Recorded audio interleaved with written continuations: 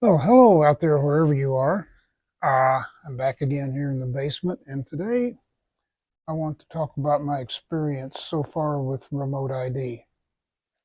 Yes, I did buy one, and I'm going to show you uh, where it fits in this tiny battery bay in this Conscendo. I know this is a controversial topic. A lot of you don't like this idea of remote ID, and personally, I don't like it either. It's a bother. I think it's totally unnecessary. Uh, I don't think it's going to contribute one bit to aviation safety, but it is the law. And I have a problem that's probably not unique, but not all that common either, in that I am, in addition to being a very active remote control pilot, I'm also a very active full-scale pilot. I fly for Civil Air Patrol, and I'm a member of a local flying club. In fact, a week from today, I'll be down in Atlanta, Georgia, having flown my wife and I down there for Easter to spend with some family in the Atlanta area.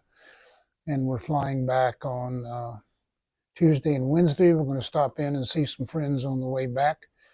And when I get back on Wednesday, on Thursday, I'm going to be, I think, flying for Civil Air Patrol, and then 3 days the next week, too. So this creates a problem for me. I am a Part 107 remote pilot and a Part 93 private pilot with an instrument rating.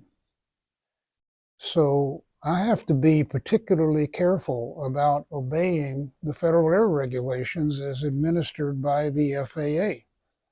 I do not want to wind up getting a call from the local FESDO, that's the Standards District Office, uh, with a complaint about me flying a model, or full scale for that matter, because that can lead to license suspensions, legal action, and all kinds of nasty things.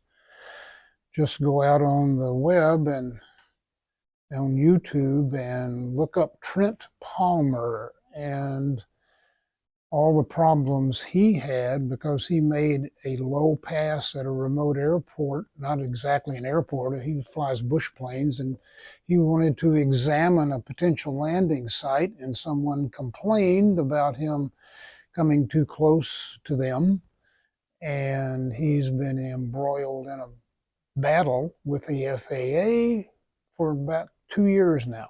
And it's probably going to, in fact, it's going to go from the FAA to the federal courts and maybe even to the Supreme Court eventually. So go look that up if you want to see what kind of problems you can get into with the FAA for a seemingly innocuous action like making a low pass to see if a landing site is suitable for your aircraft and your pilot skills. So anyway, that's why I am particularly concerned about obeying the regulations. This is my Conscendo, my embattled old Conscendo. It's been through it. It has one of the tightest battery trays you'll ever find in a model airplane, sitting right up here. In fact, it is turned on and bound right now. I'm going to show you how I did it.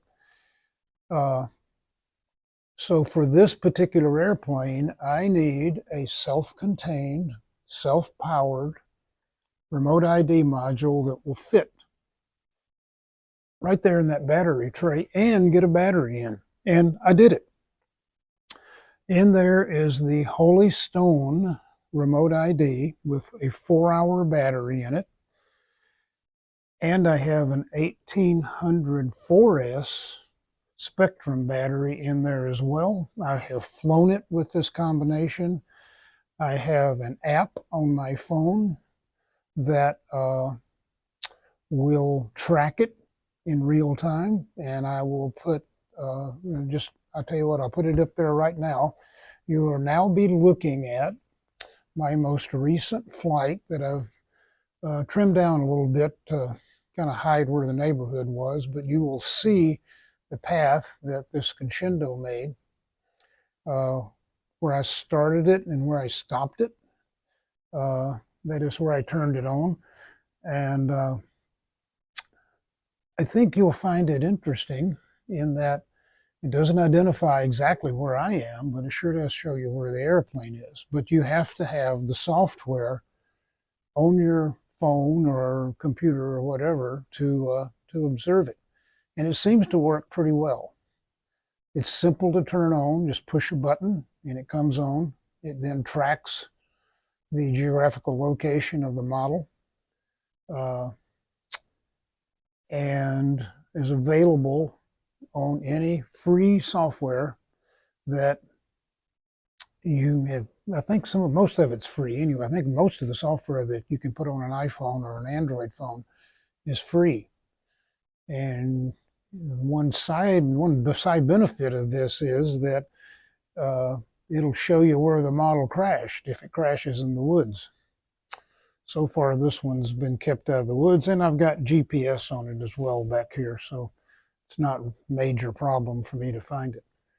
So I'm going to take a quick break here. I'm going to dismount the camera off the tripod and show you how this mounted. Okay, so the camera is back on the tripod, and you can see the battery tray there with my 1800 milliamp hour Spectrum 4S battery, which I find is ideally suited for this model, by the way. If you have one, give it a try. And right up in front of it, there is the Holy Stone remote ID module. When you turn it on, it starts flashing. It starts real fast flashing. When it's flashing slow like that, then it is transmitting. And it seems to work pretty darn well. I had it out to, I don't know, 300 or 400 yards away from me, and it was, in fact, showing up on my phone, as you saw just a minute ago. So this works, and it is very small, obviously. You can almost see the whole thing here. I've got my federal registration ID on it. I have permission to fly at a local high school, but obviously it's not a FRIA. But this enables me to go up to the high school just a few blocks from here and fly this Conscendo. And in fact, I intend to do that after I get done with this video. As long as I have that remote ID in there and I have permission from the school, I'm perfectly legal to fly it there.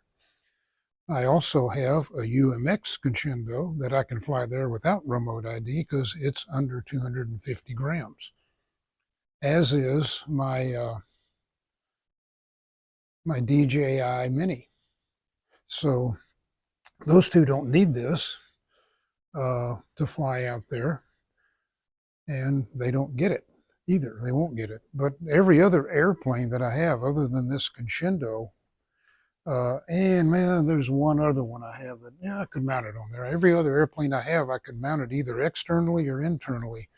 But this one is particularly difficult because everything on this thing is curved, and I really wanted to get it inside the battery tray, and it took a little bit of experimentation, but not much. But it flies just fine with it in there. So again, I realize it's a very controversial subject. Many of you do not want this, but I would encourage you, if you are also a licensed pilot, full-scale pilot, you better think twice before you go out and fly in the local high school soccer field or over the local high school soccer field with something that weighs over 250 grams and you don't have remote ID in there.